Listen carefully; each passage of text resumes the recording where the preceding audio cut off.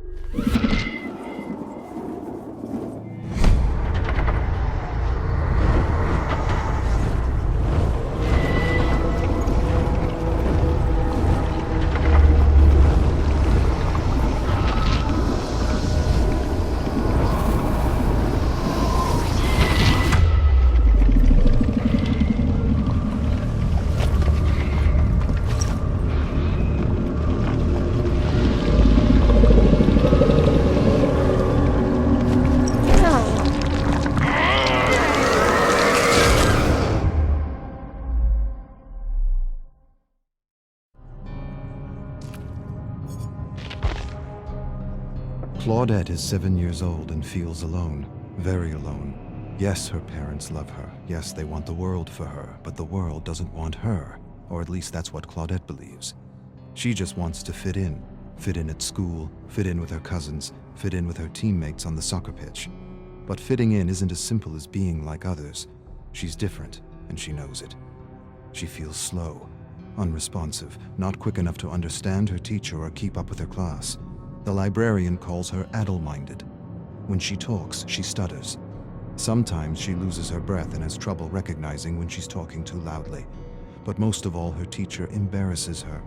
Says she's in the clouds, always in the clouds. Get out of the clouds, Claudette. But she can't help it. She's exploring massive gardens and colorful bugs on strange new worlds. Claudette feels things more than others, much more. Like the shame of not being invited to any birthday parties. Not one party. Every day her parents ask her who she played with at lunch, and every day she lowers her chin and tells them that she doesn't want to talk. Her parents ask her teacher, and her teacher tells them she likes to play alone. Not so much play, more like collect and observe things, flowers, weeds, beetles, worms, rocks. Some kids are just loners. Every day her parents ask her about her friends, and every day the shame returns. They want her to have friends. More than that, they want a list of names for her birthday. But she doesn't have a list of names. She doesn't even have one name. Claudette observes a beetle while her classmates chase one another around the playground. She wants to play, but no one wants to be around her. She doesn't want to think about it. Thinking about it hurts. Thinking about it reminds her she will disappoint her mother again. Her mother just wants her to have a friend, but making a friend isn't easy. Not for Claudette. And she wishes more than anything that it was as easy for her as it was for others. She wishes she had a friend to make her parents worry less. Maybe they would even be proud. Maybe she should give up her passion for bugs and flowers. Maybe that would help. Maybe then she would be like other kids. But the need to explore and collect is strong. It is not beyond her. It is her. Claudette loves to collect things, and she knows this is why many call her weird. Her father tells her she's perfect the way she is.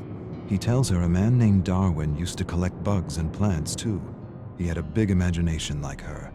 He often mused on ideas and theories, and boy did he come up with a whopper of a theory. He explains the theory, and she understands. Her father has a way of taking complicated ideas and making them easy to understand. Darwin. Claudette likes the name. She smiles, stares at her favorite blue and green beetle, and names him Darwin. Claudette's mom is crying. She's upset because Claudette is having trouble in school. Her grades are lower than they've ever been. She doesn't understand what she's doing wrong as a parent. Her dad says she's doing nothing wrong. He says Claudette's wired differently, and that's okay. Her mom doesn't want her to collect plants and bugs anymore. Her dad says that's the best part of her, and he doesn't need a child who fits some bell curve. More than this, he defends her. He tells her mother that the greatest treasures gifted to the world were from those who didn't conform, who weren't normal, who didn't fit some outdated bell curve. Tolstoy, Tesla, Einstein, Shakespeare. Her mother doesn't care. A sudden cry escapes her lips. I don't want her to repeat the year. Claudette hides under the covers pretending to be asleep, pretending she can't hear the yelling. Her mother wants her to get special help, but her father doesn't want to alienate her. He's right. Claudette doesn't want the other kids to know she needs special help. They'll laugh at her. She'll figure things out. She promises she will. Her new substitute teacher, Mrs. Cahill, is helping her. A lot more than the other teacher who always said she was in the clouds. Her father says stress is the worst thing for a child's developing brain. Leave her be. Let her grow at her own pace. Stress shrinks the brain, destroys confidence, kills creativity. He doesn't want her studying at lunchtime. Lunchtime is for real growth, authentic growth. Growth unhindered by the pressure of tests and the fear of making mistakes. Claudette's mother is happy because her grades are improving. A single teacher can make a difference. Can make all the difference, especially this teacher. Mrs. Cahill. Other kids call her strange and weird, but Mrs. Cahill isn't weird. She just gets it. She understands because she had a tough time learning when she was a student. This is why she makes an extra effort to help Claudette, to help her understand what she is explaining in class without alienating her. Claudette is happy because her new teacher is helping her, really helping her. She's learning new things every day. More than facts and vocabulary, she's learning how to learn, or rather, she's learning how she learns, and that is the key. But her teacher is doing something else. Her teacher is talking to her. She's talking to her about her issue, and how her issue is really a blessing in disguise if she can just learn how to succeed in a system that favors one type of smart at the expense of all the others. A system that frowns on taking chances or making mistakes, when making mistakes and taking chances is what is needed for learning. for true learning. Her teacher tells her that she has passion, and passion is everything. Claudette knows she's not like other kids and she doesn't have to be. Things like bell curves and ideal student don't apply to her, and that's okay. The ideal mold is a prison for those wired differently, and her teacher has set her free. Her grades are getting better and a test is coming. She writes, visualizes, and imagines everything she needs to remember, and somehow this works. The right teacher at the right time can make all the difference. Her parents are proud, very proud, but still her mother wishes she had friends. Still her mother wishes she liked what other girls liked. Her parents argue in another room about what to get for her birthday. Her mother wants to buy a new doll. Her father thinks she'd like something more related to bugs, plants, and bacteria. The suggestion upsets her mother. Her father defends her. See her for who she is and not who you want her to be. Her mother goes silent. She suddenly releases a cry and says she doesn't want her to be bullied like she was bullied throughout school. Claudette's eyes go wide. For the first time in her life, she realizes her mother's wired differently too. Claudette will be 8 years old tomorrow. She should be eager. She should be excited. She should be counting the hours, minutes, seconds. Instead, she is none of these. She dreads the moment she will have to open her gift. Every year it's the same. Dolls, crafts, jewelry. Nothing that means anything to her. Maybe this year she'll smile and pretend she didn't want a magnifying glass, or a collection of stones, or a set of books on botany. Maybe, to make things easier, she'll pretend. Maybe that'll make her mother less scared for her. Seeing her happy about her grades felt good. Real good.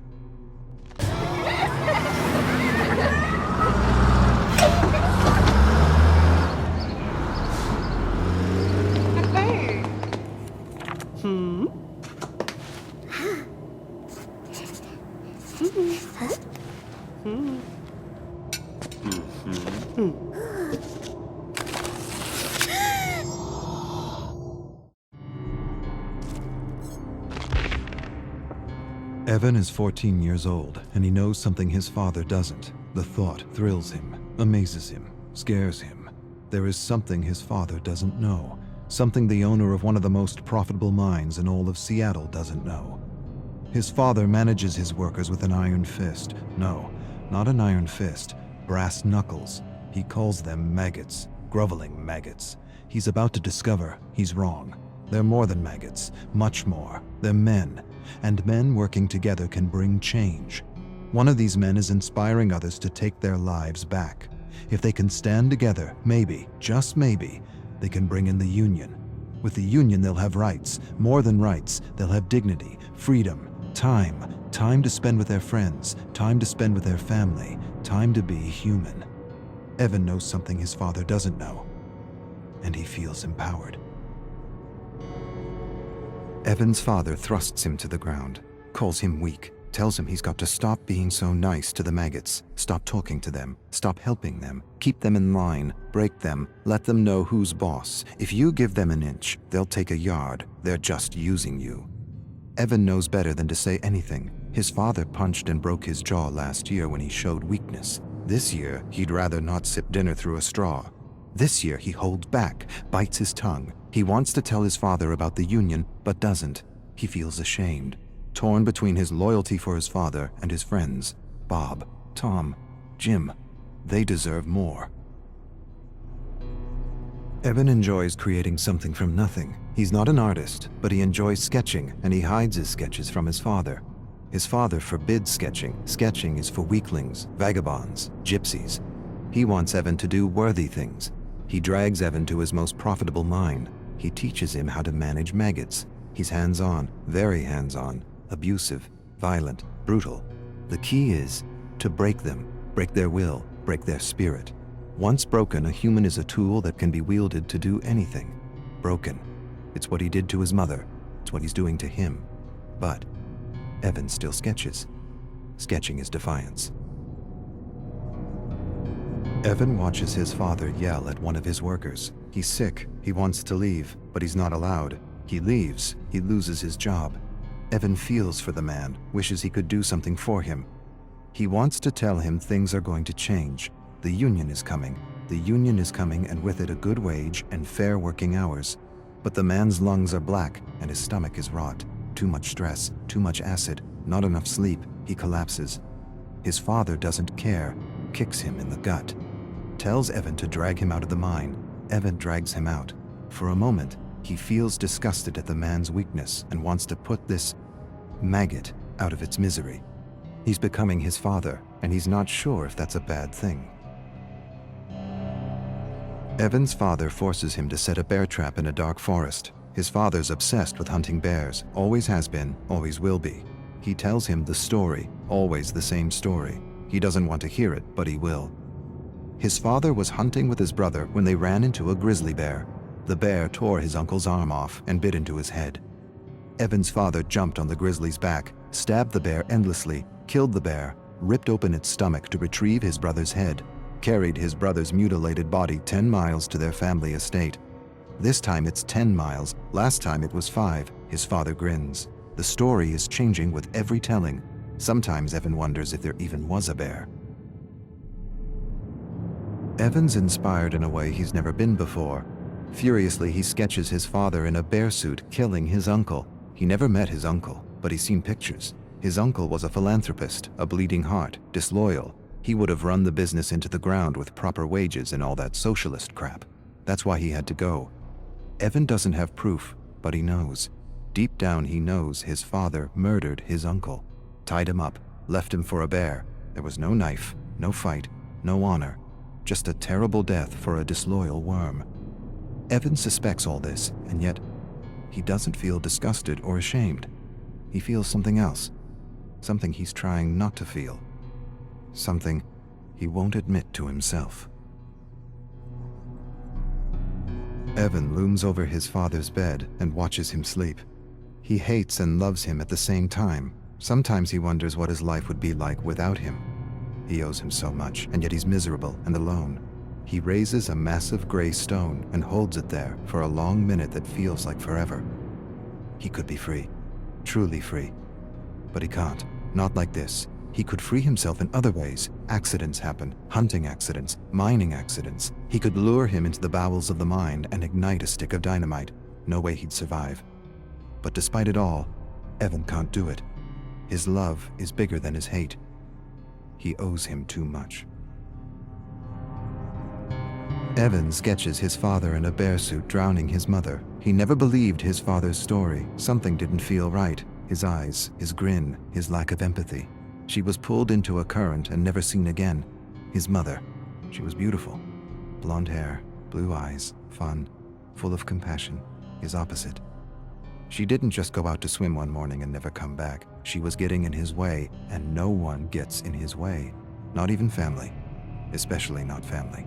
Obedience or death. Evan's tired of obedience. Yes, he's loyal to his father, but he's also loyal to his friends. They talk to him, encourage him, think he's a great artist. He has friends. He's never really had a friend. His father wouldn't allow it. Waste of time. They're using you.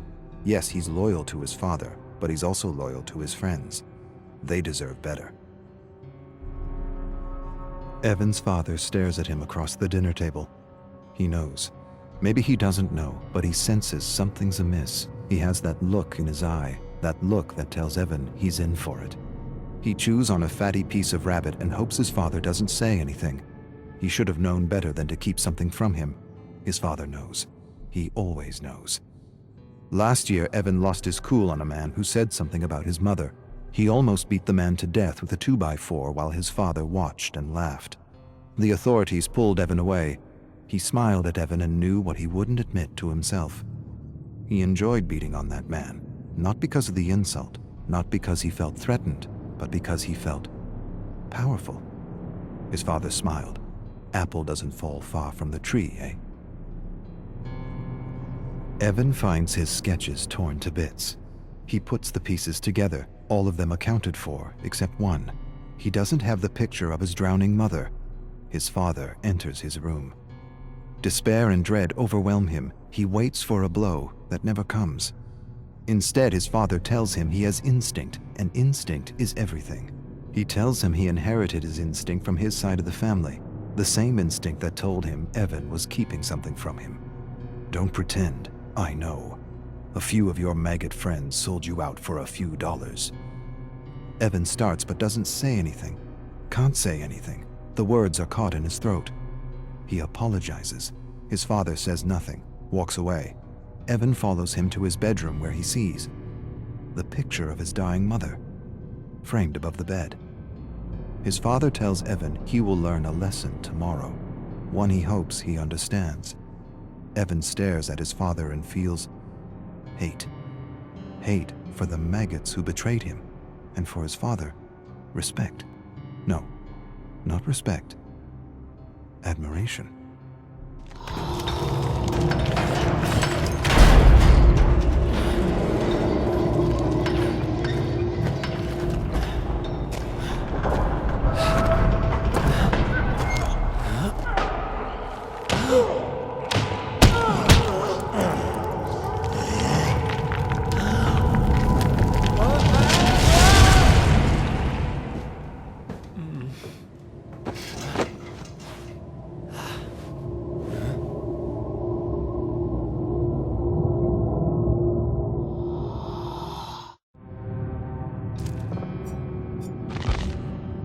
Arcus 1. I would start at the beginning, but I don't know when that was or how long ago I was banished to this prison.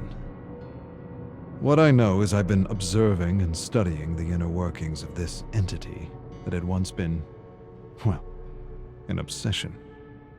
How ironic that I should be sentenced to live out the rest of my days in the very thing I sought to destroy. An obsession turned prison. As all obsessions are, I suppose. Arcus 54. The atmosphere of the realms is dark and grim, to say the least, but also ever-changing. I've already remarked that the atmosphere is misty, even foggy at times, and that this fog feels alive. It seems to contain swirls and streams of memories or imprints of beings from multiple terror worlds. It is as if the entity absorbs all the psychic energy and thoughts of beings it snatches as it journeys through the endless cosmos. I've used the Oris to study the black fog and have come to 3 observations that will prove invaluable to finding a way home. First, the fog is rich in auric particles, leading me to believe this dimension is more conscious than it is material. Second, I should be able to manifest anything I'm able to pull from rifts in the fog, using techniques passed down from my family. Third, the entity is far more ancient than we ever suspected back home, and most of our theories and conjectures were wrong. The rich presence of auric particles and cells suggest it is one of the original ones, an ancient. Arcus 142. The entity is the cosmic embodiment of evil. Back home, we witnessed how its very presence turns worlds inside out, how it seems to remove or extinguish any sense of empathy or compassion within communities, how it brings people to the brink of madness and, well, pushes them in. Now I understand. It does all this in order to rip victims from their lives and have them play out an endless trial of terror that it presumably needs for its own survival. And there, perhaps, lies the key to its destruction, if an ancient can be destroyed at all. End the trials. Destroy its ability to sap dark nectar from victims like a cruel parasite feeding from a flower. At least the archives affords me a better understanding of the entity, why it moves from universe to universe, picking victims off and devouring worlds as though at a cosmic buffet. What I have yet to conclude is whether it is attracted to worlds that are brimming with darkness and madness, or if it is in fact the catalyst of such darkness and madness. Arcus 557. All planes of existence are a unique mix of conscious auric particles and material particles. The entity is almost certainly pure consciousness. The observable fact of existence is the material world responds to and changes with consciousness. Collective consciousness is the key. The body, the home, the trial, all of it is an expression of the entity's unconscious need for fear and terror. The distinct observation in the specimens chosen by the entity is that they all come from worlds that have failed to understand the metaphysical relationship between their thoughts and the world they live in. This is not by chance. It is, to my mind, self-preservation. Victims who know this truth and have honed their ability to manifest could be poisonous to the entity. This leads me to believe the entity is attracted to dark worlds because darkness and chaos are clear indicators that inhabitants have failed to connect the dots between the collective consciousness and the health of their world. The conclusion, then, might be that the entity feeds off ignorance. Arcus 731. Hard to tell when one day ends and another begins. The tower and the library help me cope, but it's hard to forget the truth of my situation, even for a moment, knowing everything I have is a lie. I have access to anything I want, and yet I have nothing. The survivors continue to undergo the trials with the most brutal of killers. I continue to search the fog for the memories of those who found a way to escape. It sometimes feels like a futile search. But then again, I've got time on my hands. Lots of time.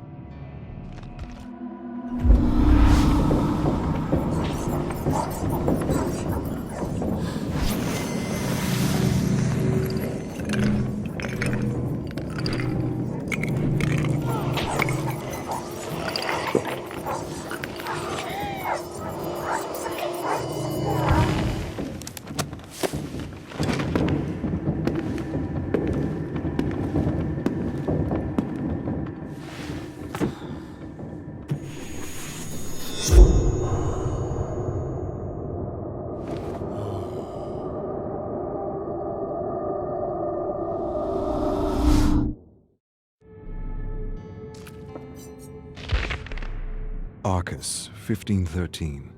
I have used the Orus to explore the memories of an unknown survivor who comes from a world where, from what I can gather, a cult for the entity exists. It's not a surprise, or the first time I've seen such a thing, but the memories suggest she was a detective of sorts trying to prevent a cult sacrifice before she was snatched for the trials. I'm not sure what happened to her, and will have to explore the fog to unravel more. Arcus 1672. I have culled imprints of a killer I have yet to observe.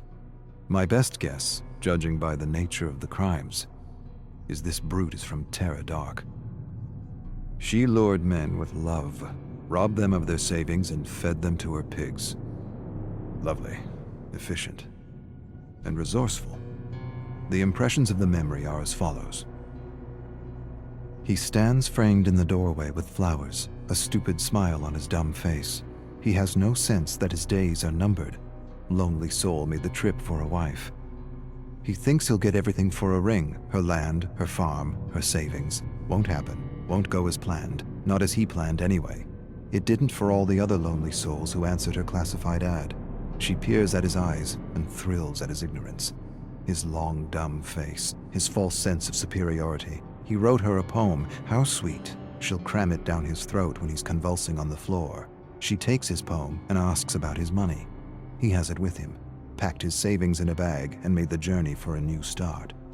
He'll get more than he bargained for, way more, to the bank with his money, to the pigs with him. Arcus 4902. Life is not life in this prison, and death is not an escape. It is merely the start of a new trial, and most survivors are aware they are caught in something they will never understand. Why this is all happening is no longer obvious to me. The truth is, I don't know what to believe anymore. The entity is not what it is, or what I thought it was.